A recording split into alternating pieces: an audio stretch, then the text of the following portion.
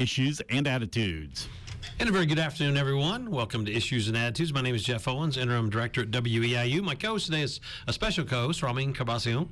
Welcome. Good afternoon, Jeff. Glad to be here. Pitching in for Annalicia. We're going to talk today about remembering former Eastern Illinois football coach, Mr. Bob Spoo. Our guests today are John Smith and Dave Kidwell. Welcome, gentlemen. Good to be here, Jeff. Yeah, appreciate you coming in. Unfortunately, it's on kind of a somber note, but I thought instead of worrying about that, we really celebrate Coach Spoo and what he meant to this university over the past really 3 decades almost. So we're going to talk a lot about Coach Spoo and hopefully have some laughs and some fun stories about what Coach Spoo was. For those not familiar, Coach Spoo was the EIU football coach from '87 to 2011. 25 years, I believe. He was inducted in the OVC Hall of Fame in 2012, as well as the EIU Hall of Fame just a few years back.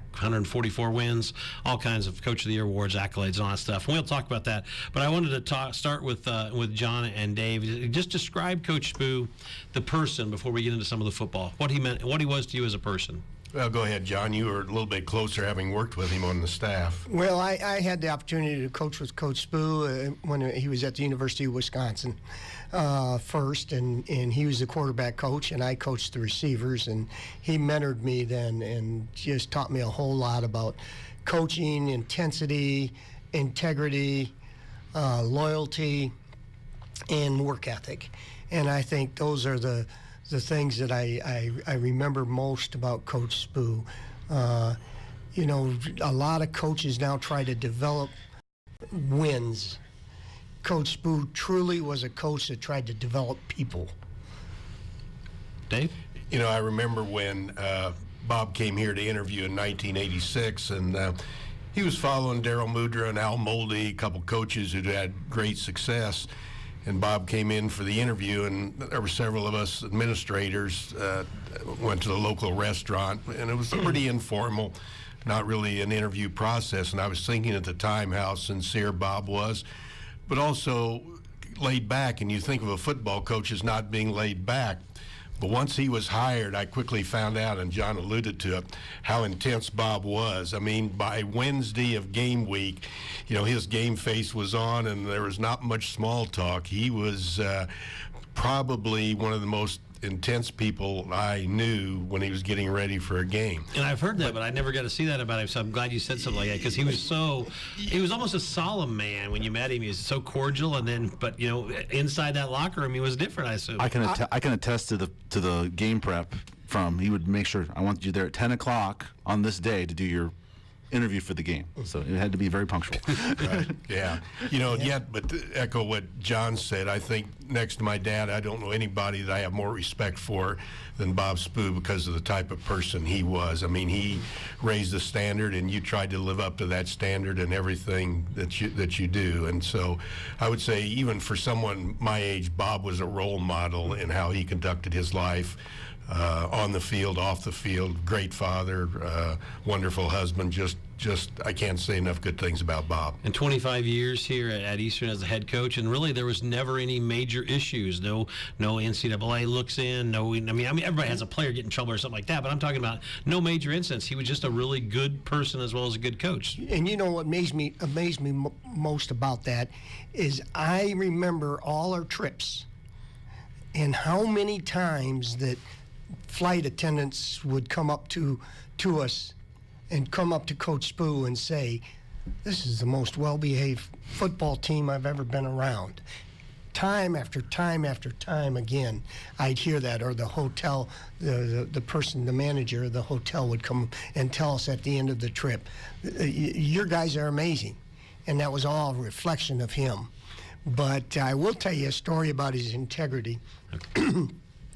Our first year, we're coaching, and we're in the old Gateway with Illinois State and Southern and all that, and that was back when you had the 16-millimeter film that they would ship, you'd ship it to you, and you'd make exchange runs in the middle of the night Sunday to get the film so you'd work till late. Well, we get the box in, and Brock Spack, who's now at Illinois State, was there, and we get a box in, and it was Southern Illinois versus Illinois State film that we weren't supposed to get, but the officials had mailed it to the wrong school.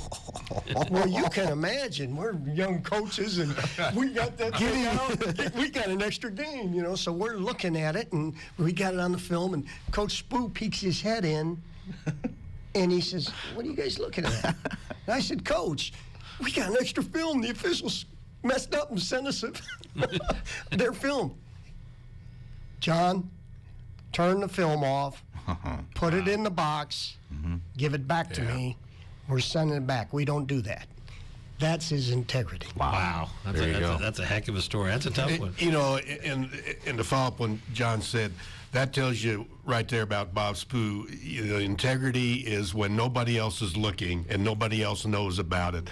That's when you set the standard. Because he said that would have been easy just to turn around and say, yeah, that's okay, because nobody's going to catch us on this. And that wasn't a major issue, but well, nonetheless. You could have watched it then shipped it back, but he wouldn't even let you watch it then ship it back. Right, but that tells you what kind of integrity when nobody's looking that you live up to that standard. Yeah. And obviously, as a football coach, he had so many coaches come under him, and I know Ramin's got a bunch of information over here.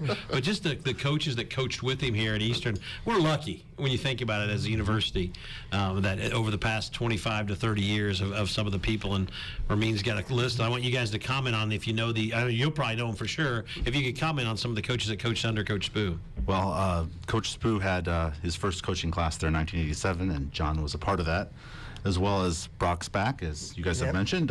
He's at his 10th season now at Illinois State.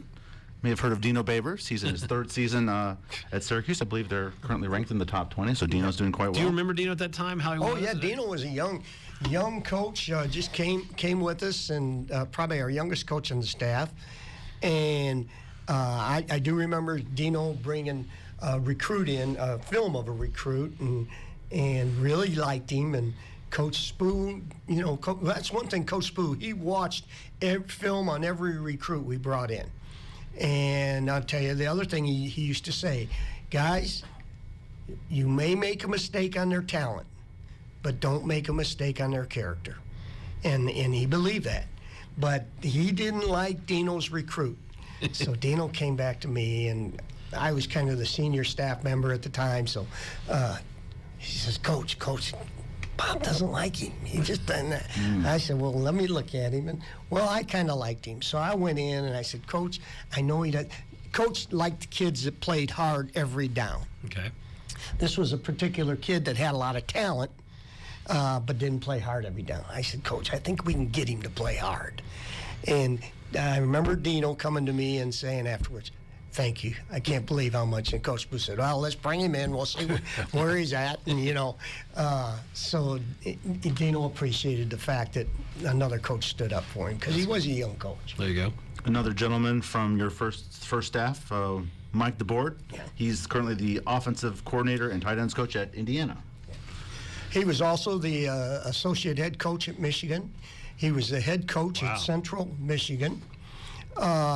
Then went back again as the offensive coordinator, associate head coach at Michigan, and then I think he went to Maryland, and he's just a tremendous line coach, another tremendous person, a protege of Coach Spoo. These people are all just class, I think is the way to describe it. There's a couple of them that are currently in the NFL, and these are, again, just some guys, and I want to credit Syracuse.com for putting out this coaching tree article that had Dino and some quotes. Clancy Barone, he's with the Minnesota Vikings. He's their O-line coach. Daryl Hazel, he's currently the wide receivers coach with the Minnesota Vikings. And Bobby Babich is with the Buffalo Bills right now. He's their safeties coach. We have Mike Mallory. He's the assistant special teams coordinator for the Jacksonville Jaguars. Charlie Partridge is currently defensive line coach with the University of Pittsburgh. Charlie Molnar is a receivers coach at Idaho. We have Jeff Chody. I think I'm sorry.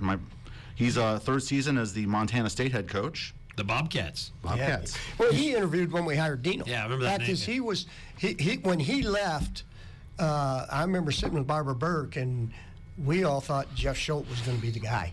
And then Dino came in and just blew Barbara away, blew us all away. There you go. When you talk, and Dave, when you talk about, Coach Spoo and being from a sports information director's point of view, what kind of things did you have to do with a guy like him who's not real big into promotion?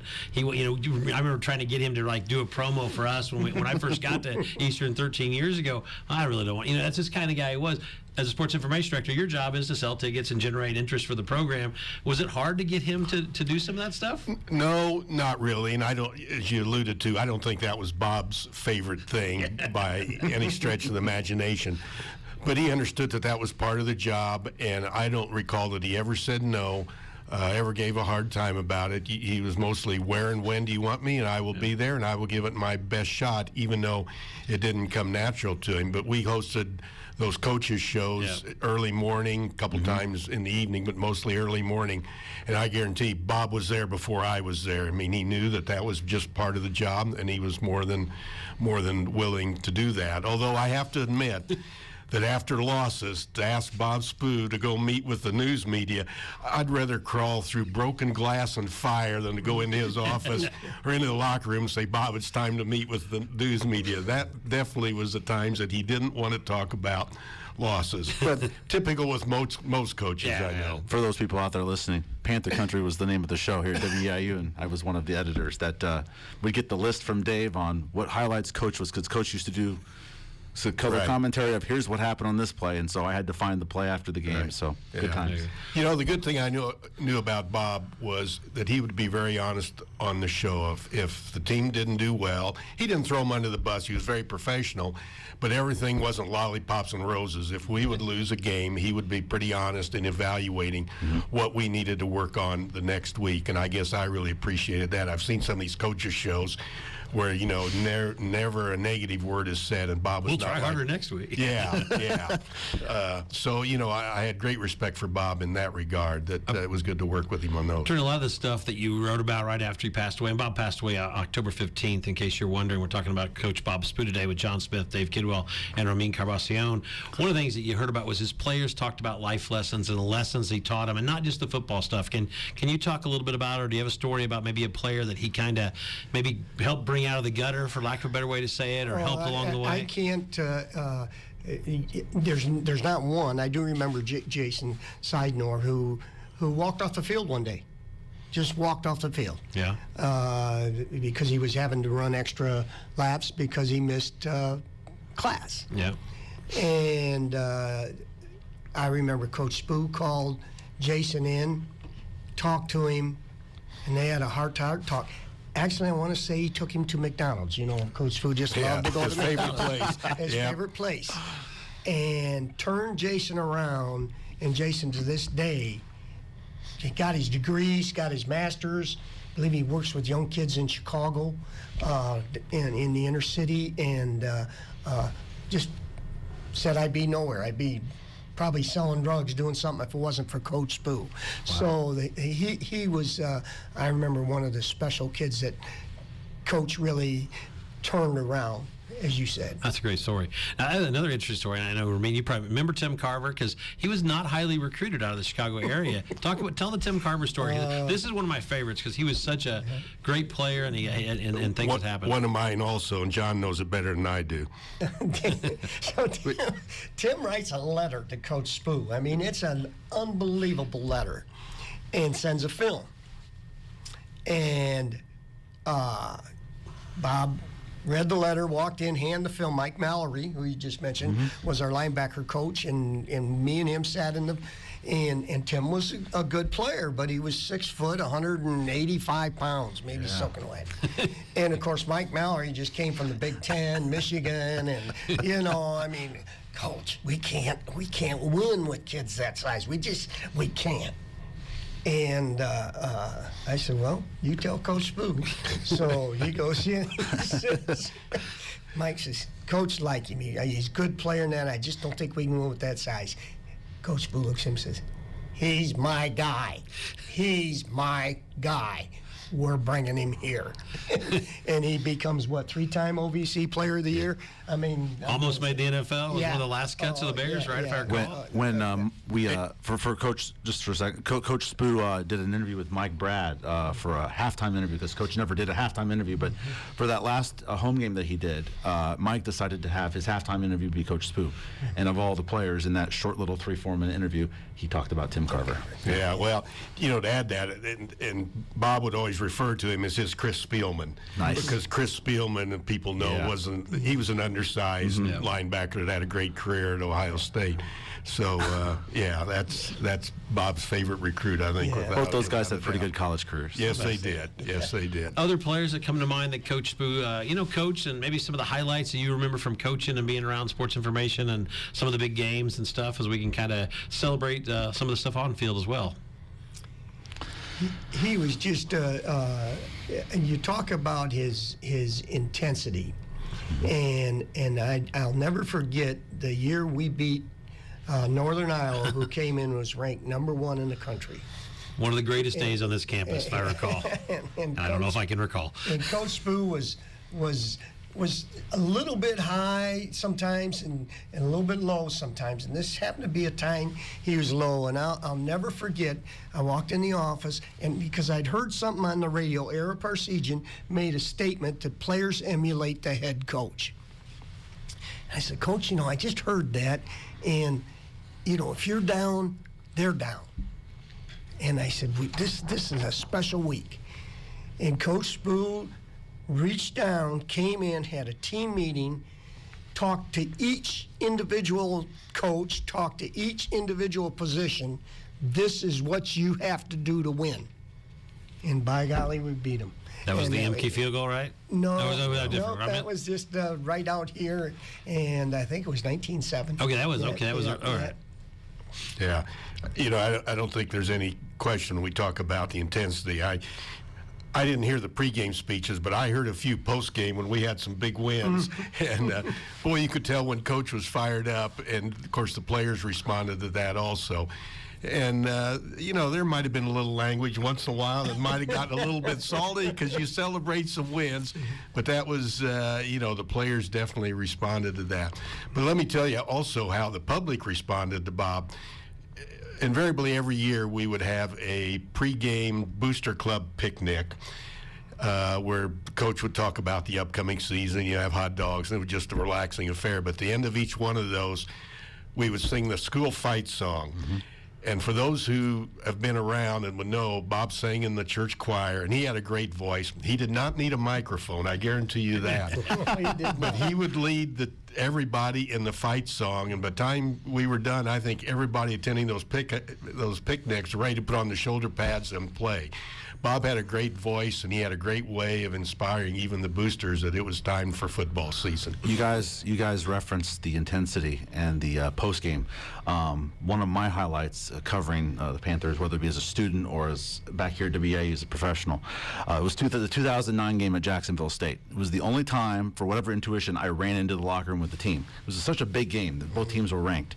And you talk about maybe Coach using some colorful language. I did hear that, but a moment that I did capture on film, and that's in the Spoo tribute video that I produced, was a great win for Eastern Illinois, and he was raising his hands in the air. So that intensity, yeah.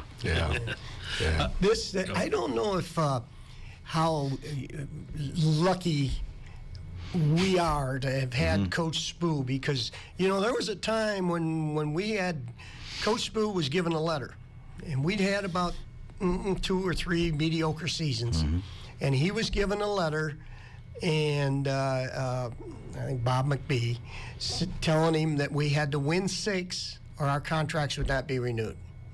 Now we're 3 and 5, So you had to run the kind of table. as a coaching staff saying, well, and the kids knew it. Well, coach, it's on the line, and we go have Indiana State here, homecoming. We're down 19-7 early in the first half, and we're thinking, boys, get your resumes ready, whatever. Coach Spoo goes to Roy Whitkey. Yeah. Hey, he had a freshman quarterback going. He said, you get him out. I want Pete Mock, and I want Willie High. I want you to run the ball with Pete Mock, play action with Willie High. We came back, won that 21-19, won the last two, saved our jobs, and won the next 19 out of 22 games. Wow. And that's when things exploded. Willie High could run the ball. And where was he from, Ramin? Mattoon. I just want to make sure. He's a Green Wave. He's a Green Wave, Jeff. There you I go. had to get that in there. I apologize. I knew you'd go there. Very good. What would you think Coach Spoo would say if he was listening right now to us talk about him? Would he not be wanting us to remember him, or would you think he would like this? Bob also was very, very humble. Very humble. I don't think, one of the things we talk about with the media, he was willing to do that, but he didn't like all the attention focused on him or the record giving him the credit, even though the coach does get too much blame. So I would say that he would be very humble and probably a little bit uneasy with all the nice things that have been said, wants to spread it around to the coaching staff and the players. That's what I think he would probably say. Hey, it's not me. It's guys like you. And If you'd have heard his speech at the Hall of Fame when he was inducted in the Hall of Fame, that's what Bob Spoo was about, because he talked about the Eastern Illinois family and all the coaches and players and that had helped him get to where he was standing up there, and that's what he was all about. What did he love best about the university? I'm not talking about football. What did he love best? Boy, Jeff, that's a good question.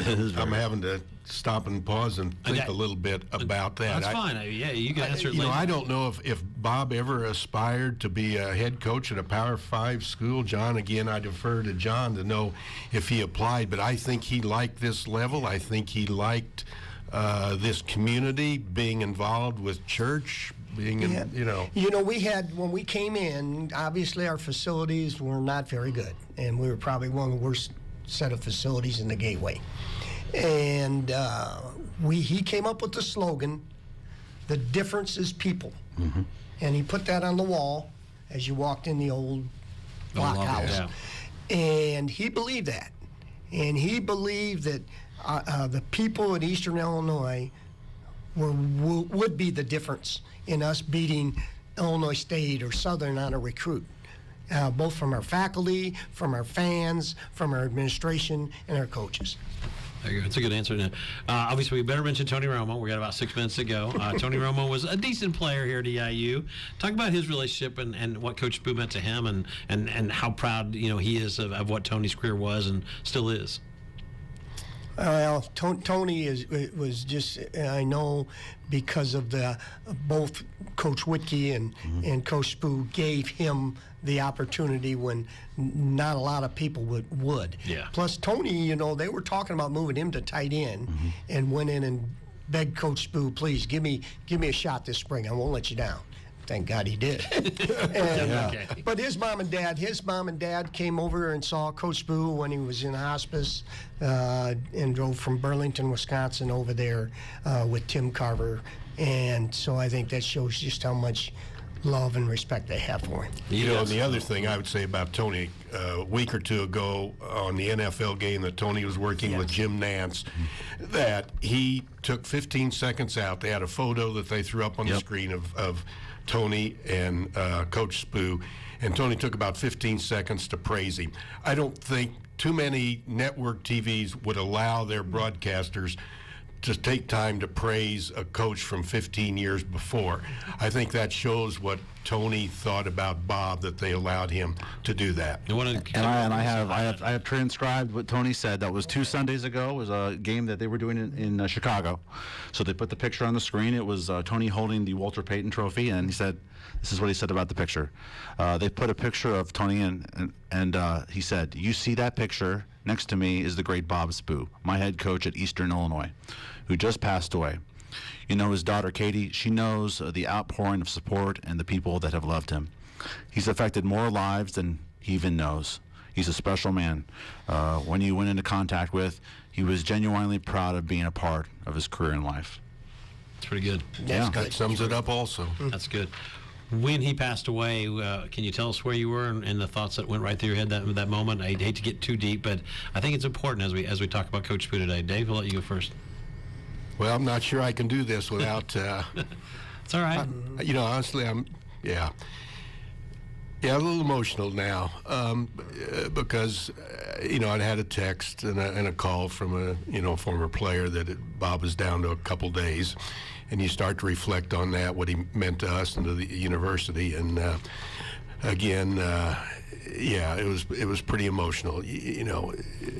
Before his time, you think about what all is going on in this country right now. Yeah. And I don't want to get into politics, but boy, if there were more people like Bob Spoo around, we lost a great one there, and that was pretty tough, pretty emotional at the moment. Mr. Smith? Yeah, I was. It was early in the morning because he passed away early in the morning, and Katie had sent me a text and said my dad is going to be with my mom. Yeah. Coach Spoo, 3 weeks ago today, unfortunately, as we remember Coach Spoo today here at EIU, and we appreciate you both coming in. We got a couple minutes left. I don't want to end on a completely somber note, but other things that are going through your mind as we talk about Coach Spoo today. It's his day.